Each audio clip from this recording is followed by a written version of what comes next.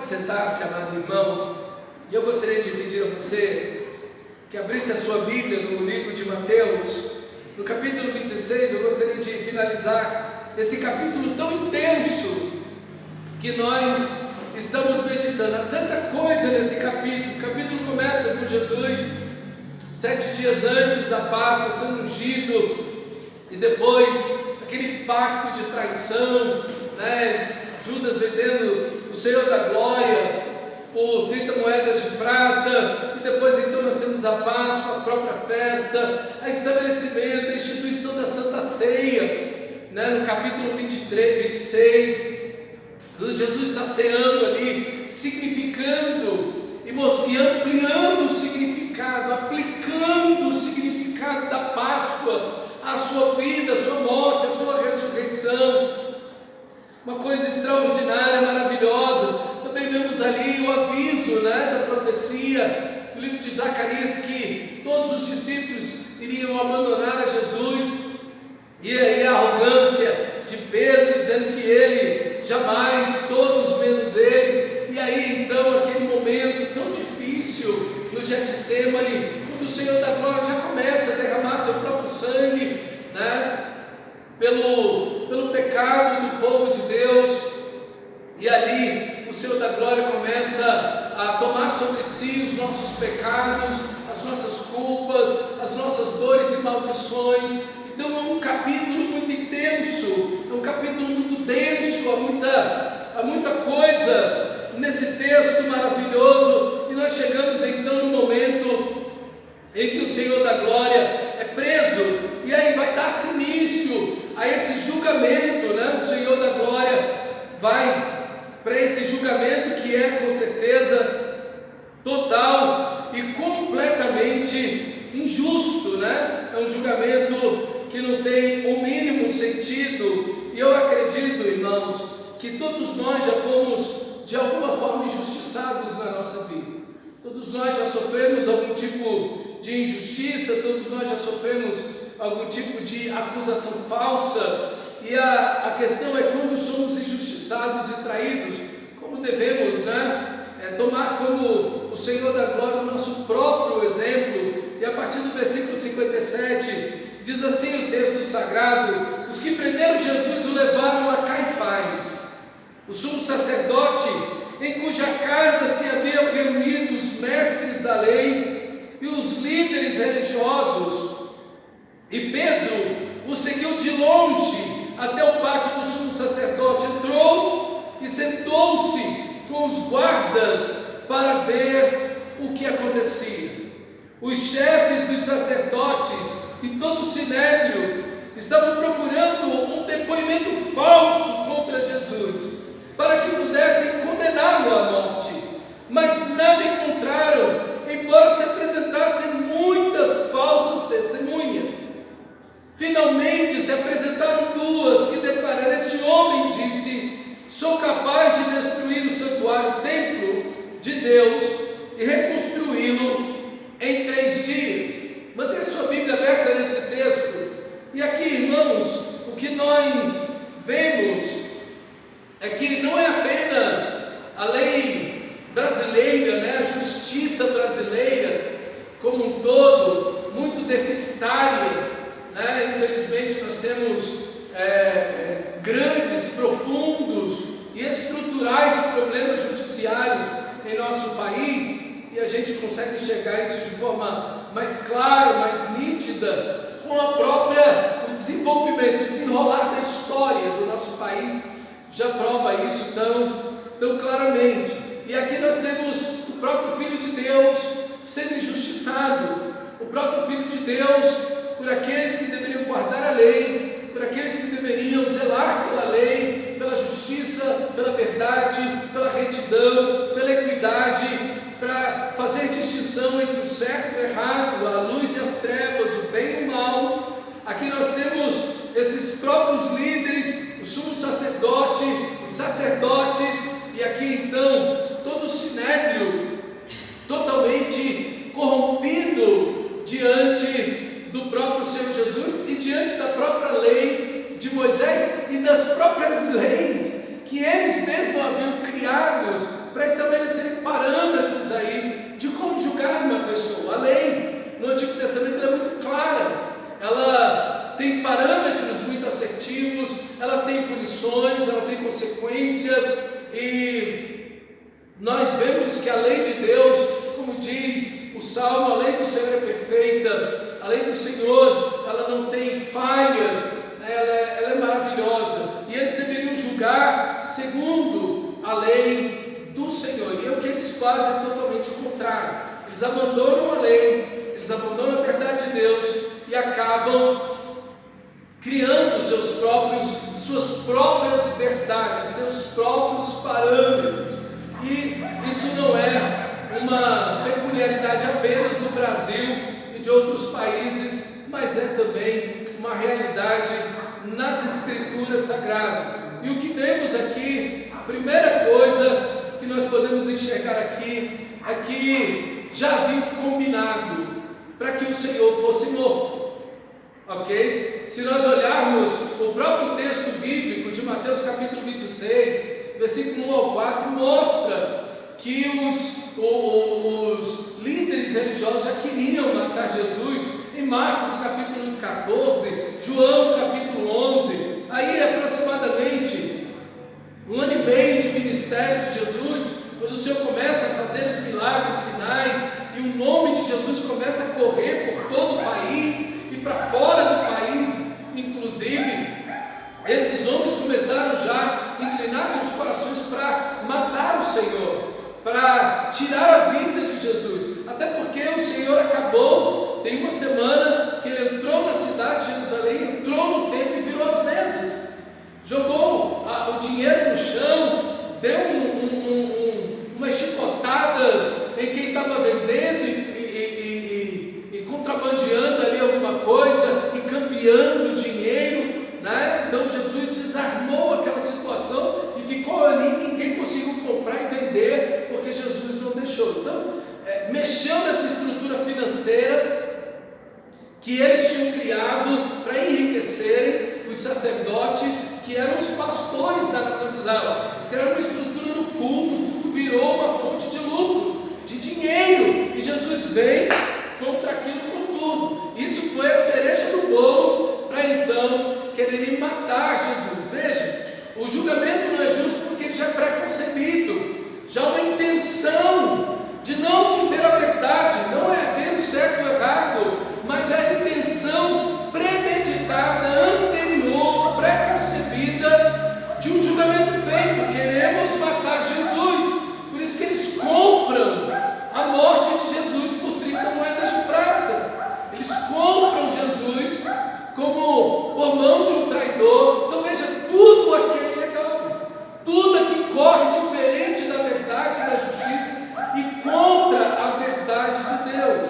Então, irmãos, até o Filho de Deus, quando chega num mundo quebrado como o nosso, onde o pecado se faz presente, ele é injustiçado, ele recebe justiça, ele é tido por mentiroso, ele é alvo de fake news. Então você vê aqui, já tem tudo no texto aqui, essa situação, né, que nós estamos enxergando aí, não tem jeito, tá? Até o Filho de Deus passa por essas coisas. Então a gente fica lamentando a situação do nosso país, mas está aí o próprio Filho de Deus passando por isso. E quando você, meu amado irmão, passa por injustiça, saiba que o seu Senhor passou por isso primeiro.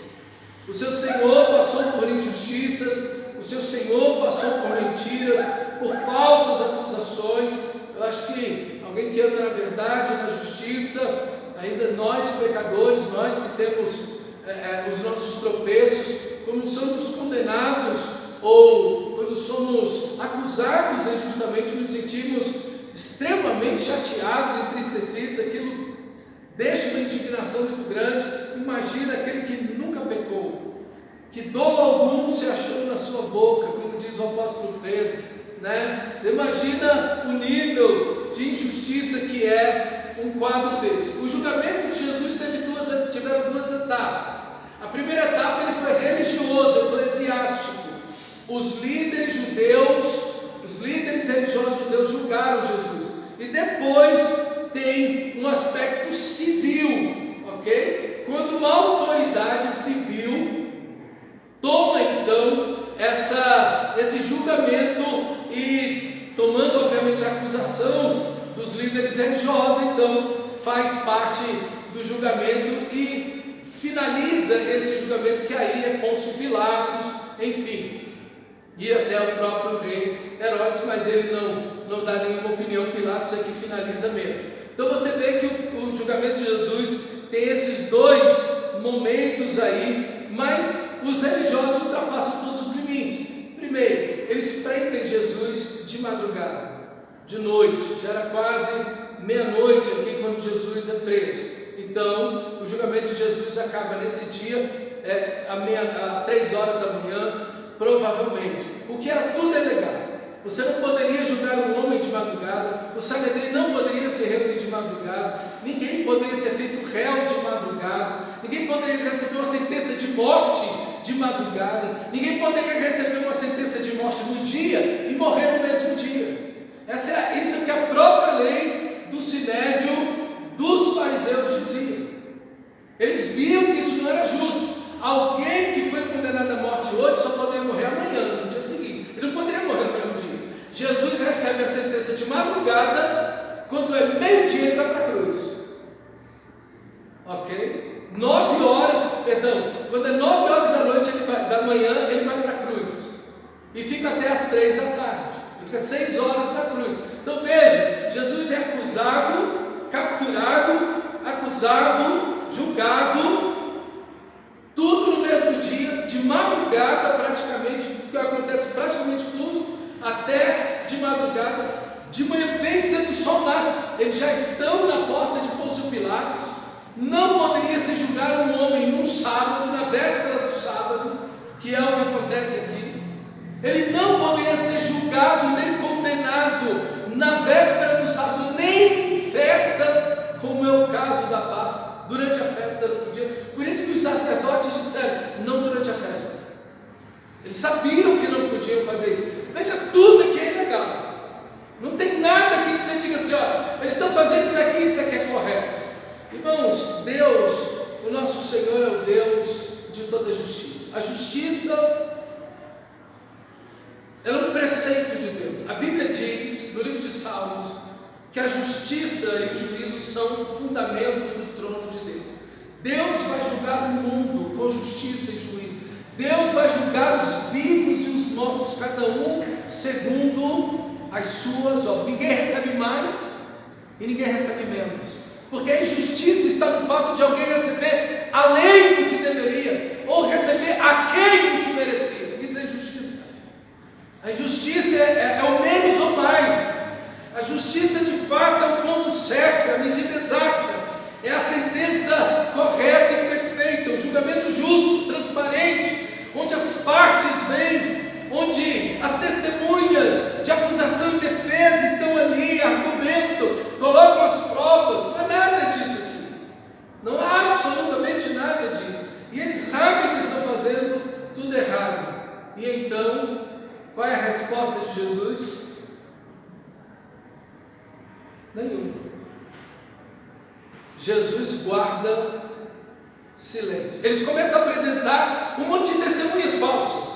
Um monte de gente começa a falar, e eu ouvi ele dizer isso, eu ouvi ele fazendo isso, mas não tem nada que prove que Jesus cometeu um delito, um pecado, ou algo semelhante. Não existe absolutamente nada aqui que mostre que Jesus falou, ou fez, ou agiu de certa forma que esteja contrário às Escrituras Sagradas. Em Números, no capítulo 35, versículo 30, diz: todo aquele que matar a outrem será morto conforme o depoimento de 2 testemunhas, mas uma só testemunha não deporá contra ninguém para que morra. O que eles querem é matar Jesus. Então eles começam a trazer um monte de testemunhas. Só que o que eles querem, e existiam alguns pecados, alguns crimes que eram punidos com pena de morte no Antigo Testamento. Livro de Números tem capítulo inteiro para isso, para mostrar pessoas que vão morrer porque pecaram, né? Porque cometeram crimes. Um homicídio, um adultério é outro. A feitiçaria também, no Antigo Testamento, é punido com pena de morte. Enfim, existem vários pecados que são punidos com pena de morte. Por exemplo, o falso profeta. É aqui que Jesus, eles estão tentando enquadrar Jesus, é no ponto do falso profeta. Não, ele ensinou contra as Escrituras, ele ensinou contra Moisés, ele ensinou contra a lei, ok? Ele atinou contra o templo de Deus, ele blasfemou contra Deus, ele falou mal contra Deus, enfim.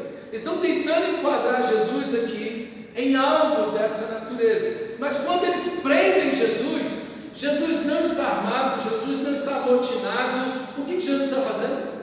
Orando. Não existe motivo algum para se prender Jesus. Ele está orando. Ele não está numa rebelião, ele não está com um exército tentando invadir algum lugar, ele não está armado, ele não está fazendo nada. Não está fazendo nada. E quando Pedro saca a espada, ele diz: guarde a espada. Guarda a espada. Não é pela espada, ok, que nós vamos fazer o reino de Deus. Então, meu amado irmão, estão tentando enquadrar Jesus aqui em algum crime para julgá-lo ali mesmo, e eles estão com urgência. Veja, está tudo armado, as testemunhas já estão lá prontas. Quando Jesus chega preso, as testemunhas já entram acusando ele, o sinédrio já está montado. Obviamente nem todo mundo do sinédrio estaria lá, porque sabia que era ilegal reunir-se à noite. O sinédrio não poderia reunir-se de noite, ok? Então todas essas coisas são totalmente ilegais. E olha aí o versículo 62. Então o sumo sacerdote levantou-se e disse a Jesus: Jesus não está falando nada, ele está totalmente calado. Você não vai responder à acusação que estes fazem. Mas Jesus permaneceu em silêncio. Isso é extraordinário, irmãos. Isso é extraordinário. Existem algumas pessoas que dizem: quem não é culpado não precisa se defender. Não é verdade essa expressão, porque Jesus se defendeu outras vezes. Jesus foi acusado outras vezes. Jesus foi acusado de tantas coisas, e ele se defendeu quantas vezes? Os evangelhos estão cheios de momentos que o Senhor se defende e diz: não, vocês estão errados, eu não sou assim, eu não faço isso, enfim.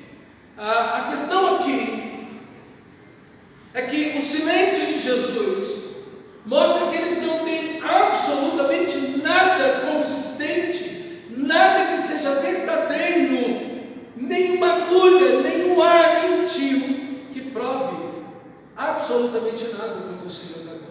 O silêncio de Jesus, irmão, enche a mente deles, o coração deles, do testemunho de Jesus, das palavras de Jesus, dos milagres de Jesus. Eles têm silêncio, ele nada diz, ele nada fala. Então o que nos resta é lembrar quem ele é, o que ele faz, o que ele fez, o que ele disse, o que ele ensinou, o que ele pregou, os milhares de demônios que ele expulsou, as milhares de curas que ele realizou. O que nos resta é simplesmente lembrar de tudo que ele é e que ele fez, e relembrar dessas coisas, tentando vasculhar em alguma coisa, alguma falha com isso. Então o silêncio, irmãos, nesse sentido, ele é mais poderoso que as palavras. E aqui tem algo que a gente precisa aprender, que às vezes o silêncio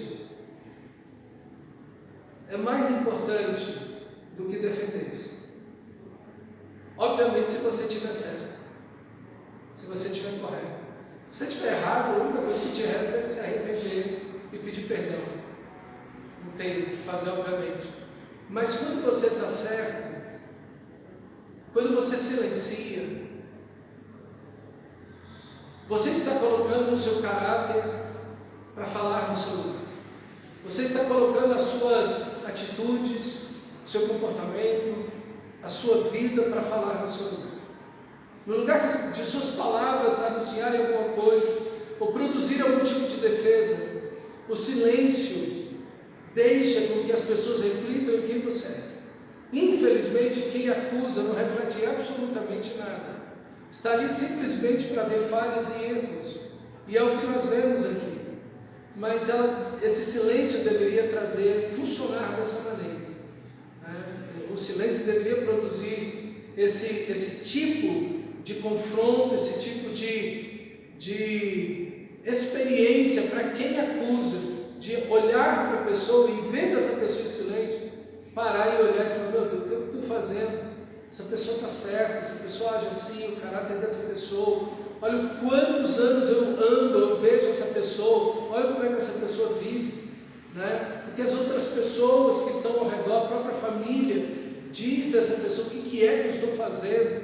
Então a gente deveria pensar nessas coisas diante da acusação. Obviamente, no silêncio de Jesus, ele cumpre a profecia de Isaías capítulo 53, versículo 7. Como um cordeiro mudo, ele foi levado diante dos seus tosqueadores, né? Ele não falou nada, ele não esbravejou, ele não chamou para si a verdade e tudo, mas ele em silêncio simplesmente ficou. Então, uma atitude, irmãos, extraordinária. Ele acabou de dizer no Getsemane: eu poderia pedir ao meu Pai e ele enviaria 36 mil anjos aqui. Vimos na semana passada que um anjo destruiria cidades inteiras. Então veja a glória, o poder e a majestade de Cristo, e mesmo sendo injustiçado, não abriu a boca. A gente precisa aprender com o nosso Senhor. Às vezes alguém vem e traz uma palavra para a gente, uma acusação, ou um chamado de atenção. Às vezes, no lugar da gente refletir naquilo que a pessoa está dizendo, às vezes no lugar de nós pararmos e analisar: gente, será que é verdade? Será que essa pessoa tem razão? Será que eu não sou assim de verdade? Será que eu não estou agindo dessa maneira? E imediatamente nós batemos de volta. A gente leva muito aquela ideia mundana, não cristã, de bateu, levou, né? Pisou no meu calo, eu piso de novo. Xingou daqui, leva de lá. Então nasceu algo dessa natureza. Isso é muito mundano e não deveria estar em nós. A gente deveria ter um espírito quebrantado e analisar aquilo que as pessoas estão dizendo. E às vezes as pessoas não vão dizer da melhor maneira para mim e para você, mas isso tampouco quer dizer que nós não devemos refletir naquilo que está sendo dito, pensar naquilo que nos está sendo falado, analisar. Às vezes a gente toma aquilo simplesmente como uma mera injustiça, mas pode haver verdade ali, e talvez hajam verdades ali que nós não estamos querendo enfrentar, ou encarar, ou admitir em nossa vida. Então a gente precisa ser honesto, né? Ser totalmente honesto, e esse silêncio também deve estar em nossa vida como um aspecto de reflexão. Ok, eu estou ouvindo o que essa pessoa tem para dizer, e eu quero refletir naquilo, eu quero silenciar diante daquilo, eu quero pensar naquilo, eu quero levar isso em oração. Eu quero ver se tem mais gente falando que eu sou assim, ou que eu estou agindo assim, ou eu tenho que levar isso que eu ouvi diante das Escrituras Sagradas e perguntar: Santo Espírito de Deus, eu sou assim mesmo? É tudo isso aí ou uma parte disso? E se tem alguma coisa disso, Senhor, não importa se é grande ou pequeno, eu quero ser mais parecido com Cristo Jesus. Acredito, irmão, que essas coisas são muito, muito importantes. Mas também o lado oposto da ideia, né? Cuidado quando você impulsiona o juízo, quando você impulsiona, quando você fala, quando você abre a sua boca e emite um julgamento sobre uma pessoa. A gente precisa estar certo da verdade, a gente precisa estar certo de toda a verdade, né? A gente muito facilmente, a gente é muito pronto para julgar. Nesse sentido, não é que a gente não possa fazer juízo das coisas. As pessoas hoje estão numa vibe aí: quem sou eu para julgar? A Bíblia diz: julgai todas as coisas e retende o que é bom. O cristão nunca pode ter uma mente passiva. E a mesma pessoa que diz que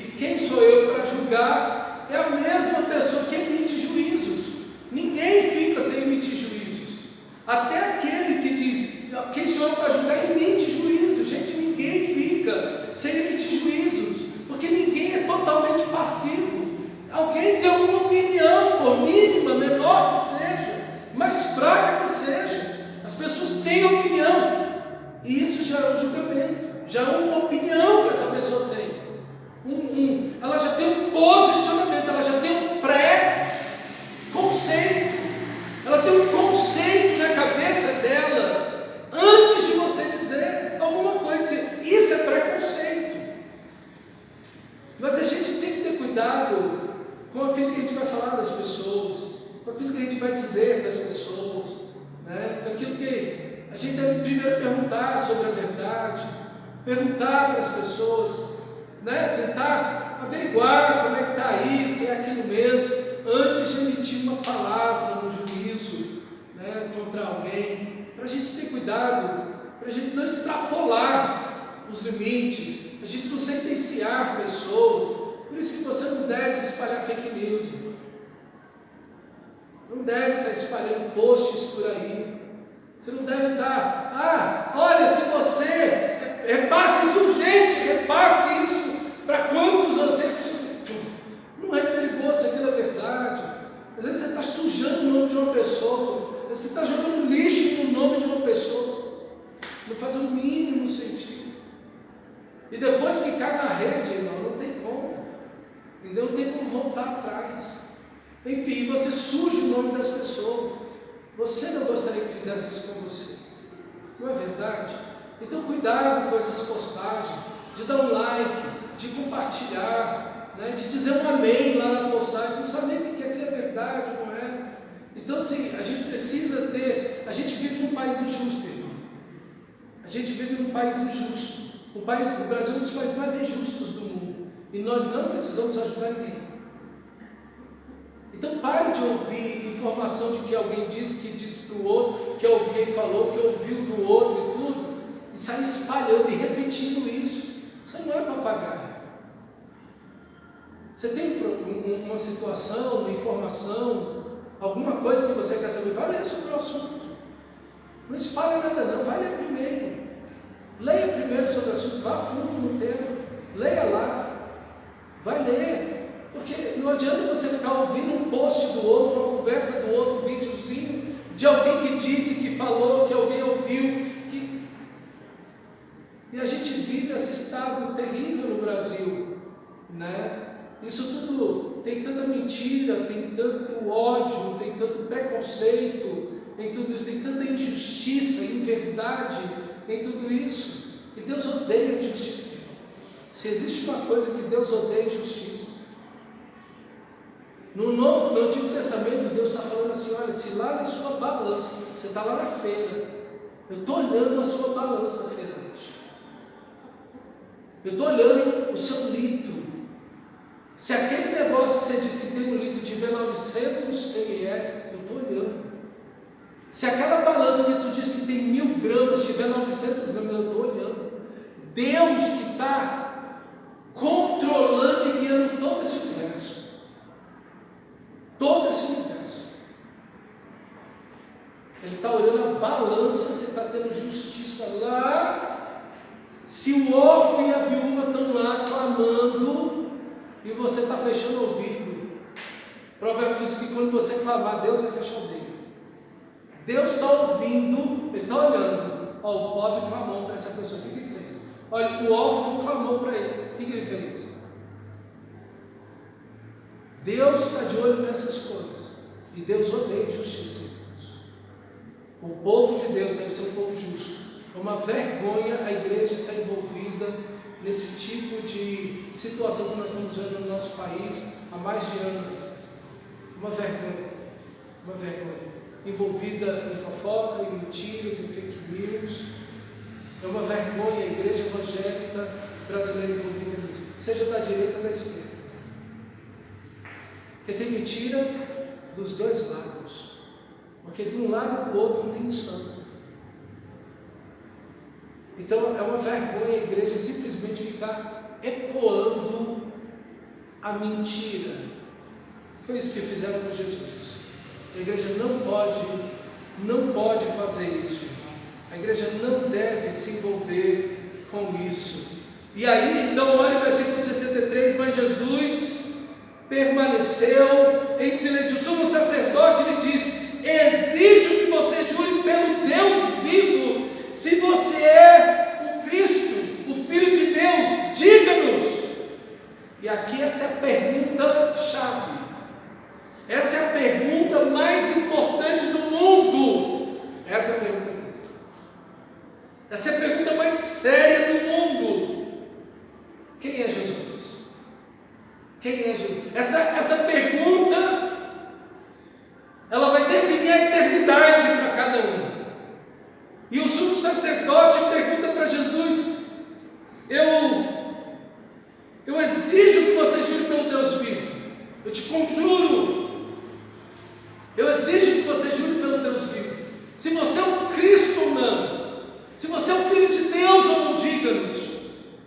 Então, nesse momento, irmão, vendo que não haverá nenhum tipo de sentença, que não haverá nenhum tipo de sucesso naquele julgamento ridículo que está acontecendo ali, que está indo contra tudo que é justiça e verdade, o sumo sacerdote coloca aí um prego nessa tábua para tentar sustentar alguma coisa aí. E então Jesus responde: tu mesmo o disseste. Em outra palavra, sou. É isso que você disse. É isso exatamente que você está dizendo. E aí então, para não haver dúvida alguma, para não haver nenhum tipo de sombra ou variação alguma, o Senhor continua: é isso mesmo que você disse. E respondeu Jesus: mas eu vos digo a todos vós, não é algo secreto, não é algo que eu digo simplesmente ao pé do ouvido, a todos vós, chegará o dia em que vereis o Filho do Homem assentado à direita do Todo-Poderoso, vindo sobre as nuvens dos céus. Que coisa extraordinária! Como o Senhor está cheio da presença de Deus, cheio do Espírito, de ousadia, de intrepidez, de poder de Deus. Que ousadia maravilhosa é essa do nosso Senhor! Não há medo em suas palavras, não há receio, não titubeia, não diz: é ser cristão, olha, eu de vez em quando, não. Você é o Filho de Deus, o Cristo, o Messias, sou eu. E não é só isso, para que você não tenha dúvida alguma, vocês vão me ver assentado no trono à direita do Deus Todo-Poderoso, para não haver dúvida alguma, e eu vou vir nas nuvens dos céus. Irmão, ele já remete para a segunda vinda, já mostra como ele, não adianta, não importa o que vocês vão fazer, eu estarei à direita do Todo-Poderoso. Não importa o que aconteça, se vocês me julgam ou não, se vocês me crucificam ou não, o Deus Todo-Poderoso está comigo. Deus é fiel, não importa em que circunstância eu me encontro. Eu sei que eu vou para a cruz e essa é a vontade de Deus. Essa é a vontade do Pai Celestial. Mas aqui estou eu nas mãos do Deus vivo. Meus irmãos, que coisa maravilhosa. É com essa certeza que o cristão vive. É com essa certeza que o cristão deve dar testemunho. É essa certeza, é esse exemplo maravilhoso que o Senhor nos dá nesse texto. Que todos os mártires em Cristo Jesus reproduziram a mesma coisa. E é isso que desafiava a mente dessas pessoas do Império Romano, principalmente nos primeiros 300 anos da era cristã, os primeiros 300 anos depois da morte e ressurreição de Jesus.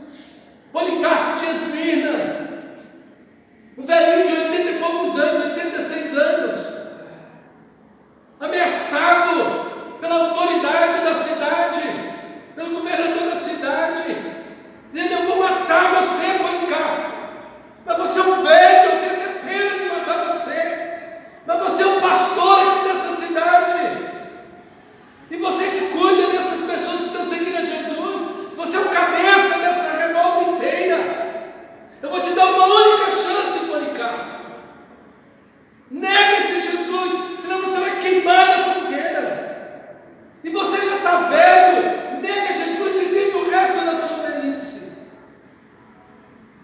que Policarpo de Esmirna diz: há 86 anos eu sirvo.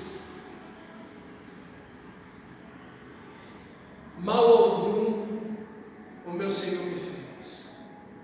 Como eu posso negar aquele que tanto me amou e morreu na estaca da fogueira? 86 anos. Meus irmãos, que coragem. Você pode me matar, você pode me picar, você pode me colocar num tacho de óleo fervendo, como colocaram João. Você pode me cerrar no meio, você pode me jogar aos leões e às feras, você pode me botar sem arma alguma na frente dos gladiadores, para eu morrer a pior morte possível, arrancar a cabeça, as tripas saírem para fora. Você pode me matar do jeito que você quiser. Quando eu fechar os olhos aqui, eu abrirei os olhos na eternidade, em Cristo Jesus. Como Estevão, eu vejo o céu aberto, e à direita está o meu Senhor, em pé para me receber. E o seu rosto parecia como de um anjo. E isso é aos centenas e aos milhares morrendo assim. Meus irmãos, que testemunho poderoso, que testemunho maravilhoso do nosso Senhor, que inspirou todos os mártires que vieram depois. A certeza de quem é em Cristo, a certeza de onde estará, junto com Deus Todo-Poderoso. É com essa certeza que você deve viver, é com essa certeza que você deve testemunhar, é com essa certeza, irmão, que você deve anunciar o Evangelho. Foi quando o sumo sacerdote rasgou as próprias vestes e disse: blasfemou, porque precisamos de mais testemunhas. Vocês acabaram de ouvir a blasfêmia, o que acham? E é réu de morte, responderam eles. Veja, o sumo sacerdote fica feliz e dá uma festa. Agora eu tenho como matar Jesus. Não há tristeza, não há nada, há uma sensação de vitória, há um sentimento de alegria, de regozijo, e todos celebram juntos, porque não havia como julgar Jesus. Agora tem como. Ele diz que é o próprio Deus. Ele diz que estará sentado à direita do Deus Todo-Poderoso. Ele é, junto com o Deus Todo-Poderoso, o Deus Todo-Poderoso. Meus irmãos, que coisa triste quando as pessoas se alegram pela vitória da injustiça, da mentira, do erro. O cristão nunca pode se alegrar com a inverdade, com a injustiça. A injustiça aconteceu, a mentira prevaleceu, as trevas estão reinando, ou a mentira está prevalecendo. Eu estou feliz com isso, eu estou alegre com isso. Nunca, meus irmãos, nunca, jamais, porque Deus é luz, e não há nele treva alguma. Nós nunca nos alegramos com a tristeza das pessoas, com a queda de ninguém, com o tropeço de ninguém, com as desventuras das pessoas, seja dentro de casa, seja da rua, da igreja, de qualquer lugar. Ou porventura sou eu algum demônio que me alegro quando alguém peca? Perguntou Spurgeon. Eu sou algum demônio quando alguém tem uma frustração, um problema maior que o meu, para eu dizer: não só sou eu que sofro. Só o demônio se alegra no erro dos outros, no pecado dos outros, na queda dos outros, na injustiça que prevalece. Só os demônios não festam nisso, gente. O que é que um crente vai estar se alegrando? Quando o seu inimigo tem fome, você dá de comer. Quando ele tem sede, você dá de beber. Você se entristece com essa situação. Você vê aquela pessoa caída e você fala: meu Deus, mas aquela pessoa fala mal com você, não te cumprimenta e tudo, mas seu coração sente dor por aquilo, não sente alegria de jeito nenhum. Esse não é o Espírito de Deus, isso não é o Espírito de Cristo. O Espírito de Cristo é esse. Isso é o Espírito do diabo. Como disse Jesus, agora chegou o príncipe das trevas. Agora é a hora das trevas. E o príncipe das trevas daí nada tem em mim.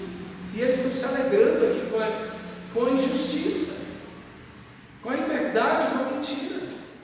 Meus irmãos, quem se alegra com a injustiça é filho das trevas, não é filho de Deus não. Quem se alegra, espalha mentira, não é filho de Deus, não, é filho das trevas. Olha aqui o nosso texto. Aplica esse texto na sua vida. Corrija o seu coração cristão.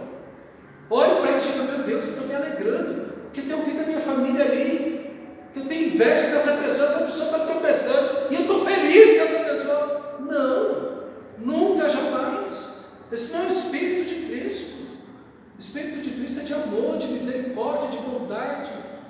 Leve aquela pessoa em oração. Leve aquela pessoa em oração.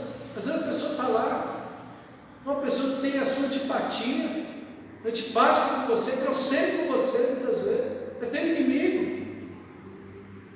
E a pessoa fica desempregada. Vai, está vendo? Está pagando miséria.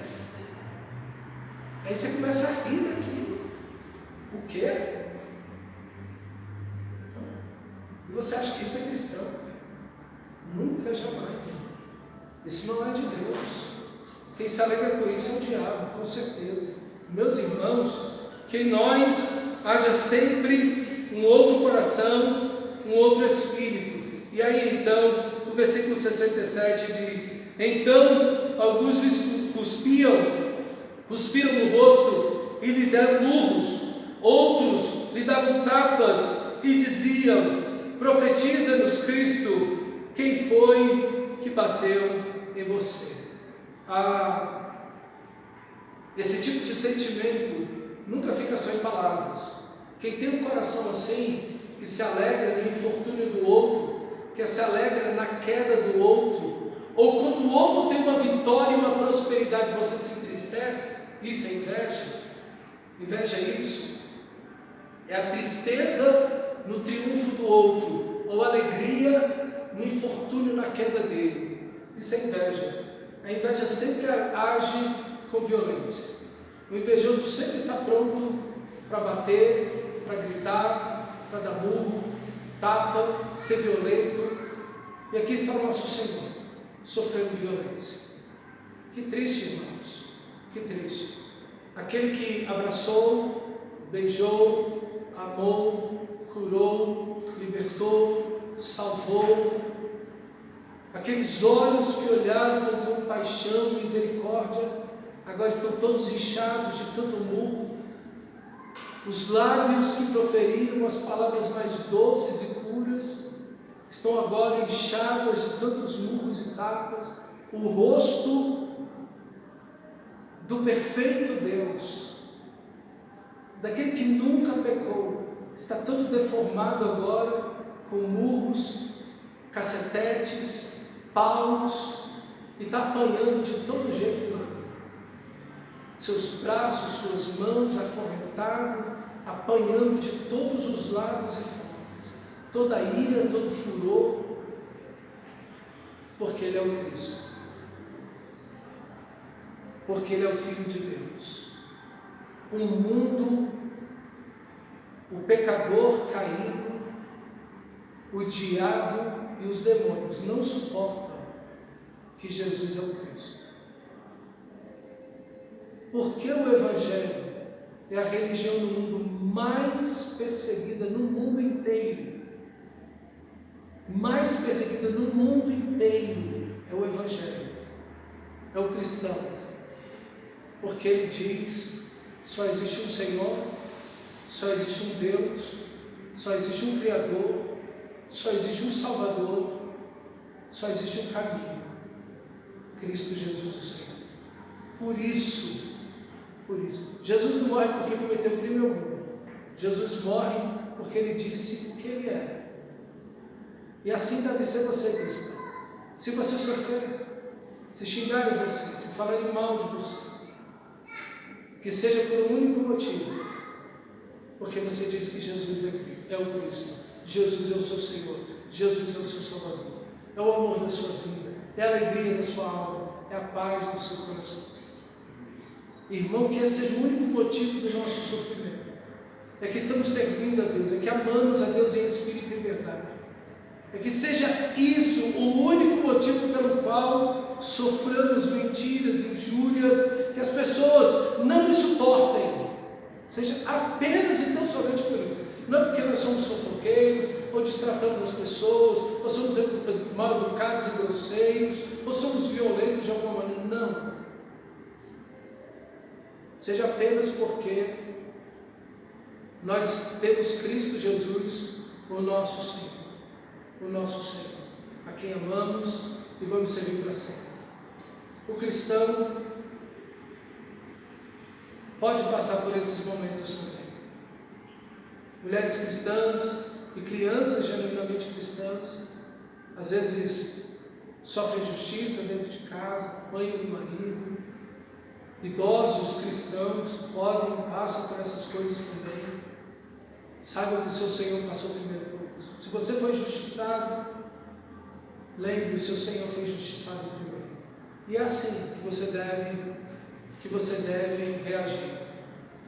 Você deve reagir com oração, você deve reagir com uma vida correta, você deve reagir com um caráter inabalável, você deve reagir com amor, você deve reagir com a verdade, não com a mentira, mas sempre com a verdade. Dizer a verdade estando do lado da verdade. É assim que nós cristãos devemos sofrer. Vamos orar ao Senhor nesse momento. Feche seus olhos, meu amado irmão.